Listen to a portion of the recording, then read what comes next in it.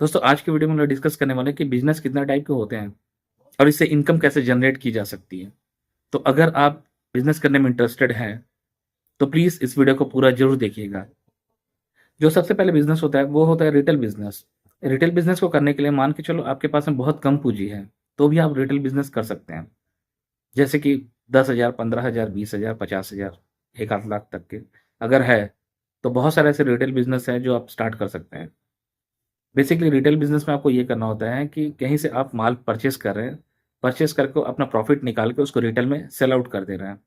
इसके लिए अगर आपके पास में शॉप है तो बहुत अच्छी बात है, आप शॉप ले सकते हैं रेंट पे। और अगर शॉप नहीं है आप तो भी इसका बिजनेस कर सकते हैं। छोटे से बिजनेस स्टार्ट करिए, छोटे से बिजनेस स्टार्ट करते करते जब आपको लगे आपका बिजनेस जम जाए, आपके कस्टमर बेस बन जाए, उसके बाद में एक रेंट पे शॉप लीजिए, शॉप लेके उस बिजनेस को आगे कंटिन्यू रख सकते हैं। ये बहुत तरीके के बिजनेस है।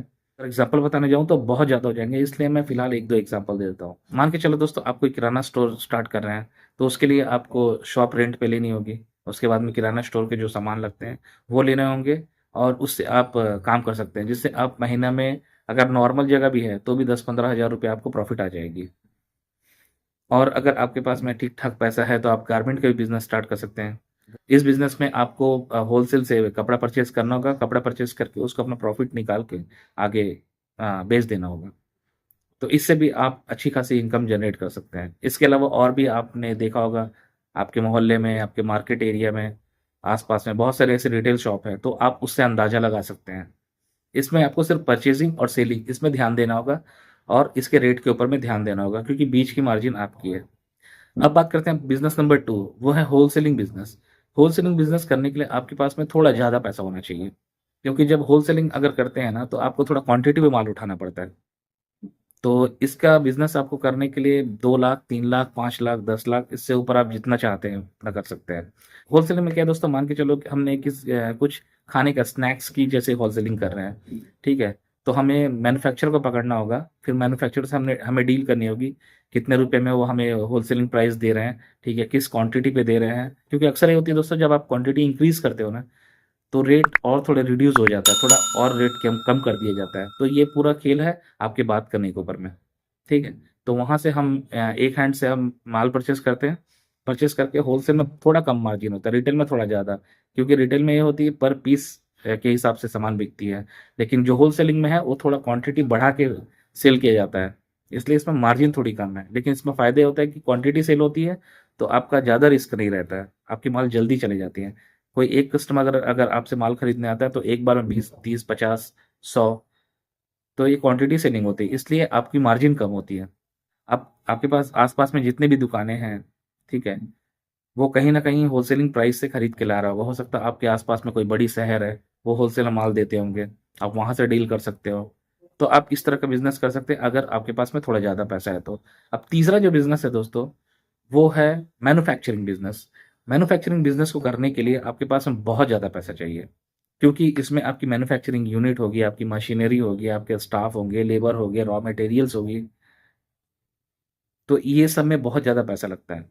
तो आप ये कर सकते हैं। मैन्युफैक्चरिंग बिज़नेस में क्या है दोस्तों, आपको मशीन खरीद के लाना होगा, लेबर को रखना होगा अपने पास में। अगर सेम सिटी से हैं, तो आपको आस-पास के एरिया से परमानेंट लेबर मिल जाएगा। अगर कहीं बाहर शहर से लेके आ रहे हैं लेबर, तो उसके लिए रहने-खाने का भी बहुत लोग व्यवस्था करते हैं, तो आप ये कर सकते हैं।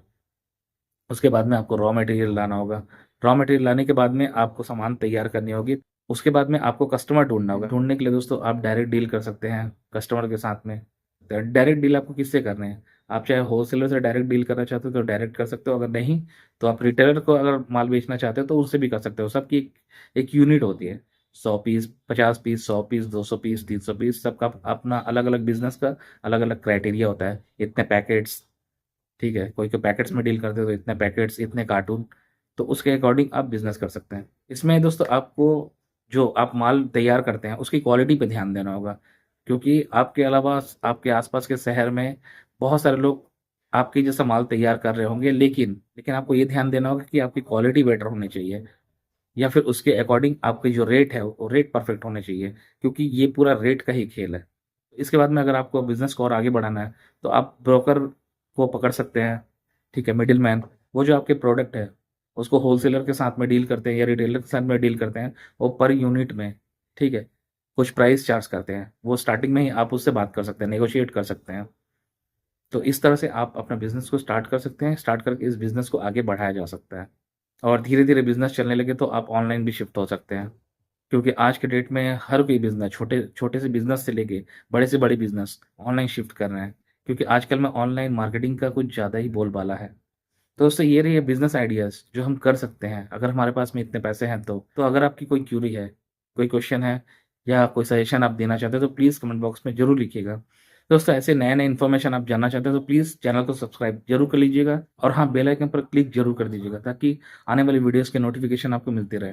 दोस्तों इसी के साथ वीडियो को समाप्त करता हूँ। आपका दिन शुभ और मंगलमय हो। धन्यवाद।